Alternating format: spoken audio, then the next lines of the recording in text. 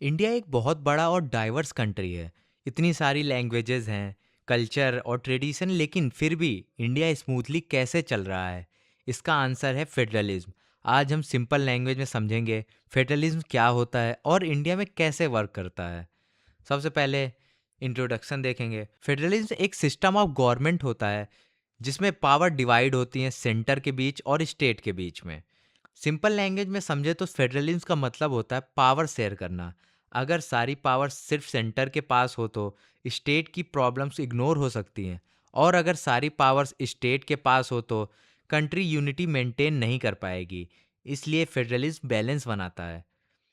इसके बाद meaning of federalism. Federalism एक लैटिन वर्ड से आया है, फीडस से। फीडस का मतलब होता है एग्रीमेंट या पार्टनरशिप। मतलब सेंटर और स्टेट एक एग्रीमेंट के अंडर काम करते हैं। दोनों इंडिपेंडेंट भी हैं और कोऑपरेटिव भी हैं। और फेडरलिज्म इतना इम्पोर्टेंट क्यों है इंडिया के लिए? इंडिया में डाइवर्सिटी बहुत ज़्यादा है और हर स्टेट की अलग अलग नीड होती हैं। Local problem local government better solve कर सकती है और डेमोक्रेसी स्ट्रांग होती है। एग्जाम्पल हम जैसे देखेंगे, पंजाब की जो फार्मिंग की प्रॉब्लम है और जो तमिलनाडु की वाटर इश्यूज हैं, वो सेम नहीं होती। इसलिए स्टेट गवर्नमेंट बेटर डिसीजन ले सकती है अपने स्टेट के लिए। इसके बाद हम देखेंगे essential features of federalism in India. सबसे पहले हम देखेंगे इस पे डुअल गवर्नमेंट सिस्टम होता है, रिटन कॉन्स्टिट्यूशन होता है, डिवीजन ऑफ पावर होता है, supremacy of constitution, rigidity of constitution, independent judiciary होता है, बाई कैमरलिज्म लेजिस्लेचर होता है। हम इसको सबको लाइन वाइज हम समझेंगे अभी पॉइंट्स को। सबसे पहले हम देखेंगे डुअल पॉलिटी।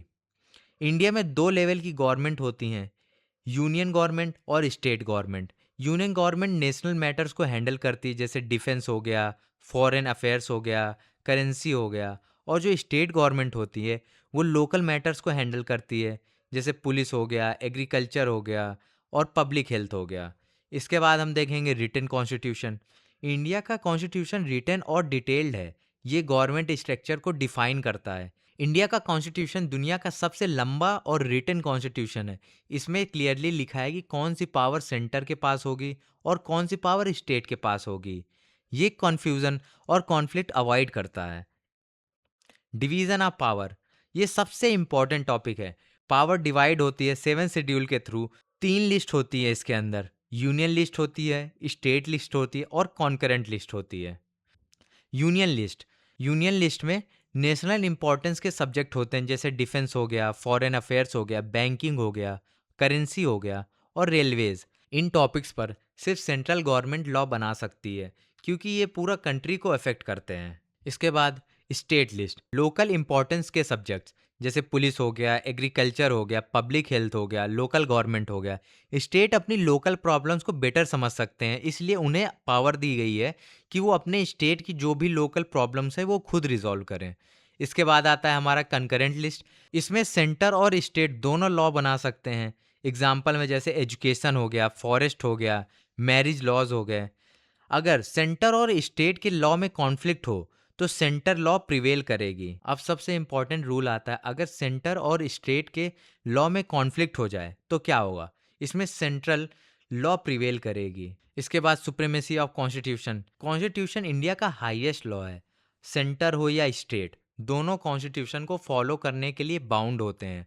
अगर कोई लॉ कॉन्स्टिट्यूशन के अगेंस्ट हो तो कोर्ट उन्हें कैंसिल कर सकती है। इसके बाद आता है independent judiciary. Court federal balance maintain करती है। अगर सेंटर और स्टेट के बीच डिस्प्यूट हो जाए तो सुप्रीम कोर्ट डिसाइड करता है। जुडिशरी कॉन्स्टिट्यूशन का प्रोटेक्टर है। इसके बाद आता है by cameralism legislature. India parliament के दो हाउसेज होते हैं, एक होता है लोकसभा और एक होता है राज्यसभा।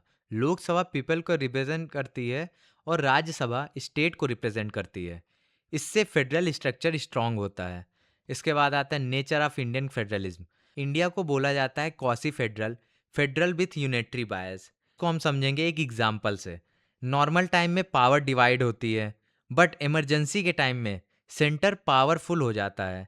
इसलिए पूरा इंडिया फेडरल नहीं है, इसीलिए ये क्वासी फेडरल है। जैसे कोई भी इमरजेंसी लग जाती है तो स्टेट की जो पावर्स होती हैं वो कम हो जाती हैं और सेंटर के पास पावर ज़्यादा हो जाती है। इसलिए इंडिया प्योर फेडरल नहीं है और इंडियन फेडरलिज्म कोऑपरेटिव फेडरलिज्म को फॉलो करता है, मतलब सेंटर और स्टेट मिलकर काम करते हैं। इसके बाद कंक्लूजन में हम देखेंगे फेडरलिज्म इंडिया की बैकबोन है। ये यूनिटी भी मेंटेन करता है और डाइवर्सिटी को भी रिस्पेक्ट करता है। इस सिस्टम की वजह से इंडिया जैसे ह्यूज कंट्री को स्मूथली गवर्न किया जाता है। आपको क्या लगता है, सेंटर पावरफुल होना चाहिए या स्टेट? कमेंट में बताओ। अगर आप लॉ स्टूडेंट हो तो ये टॉपिक एग्जाम में बहुत इंपॉर्टेंट है। लाइक करो अगर एक्सप्लेनेशन ईजी लगा हो। मिलते हैं नेक्स्ट वीडियो पर।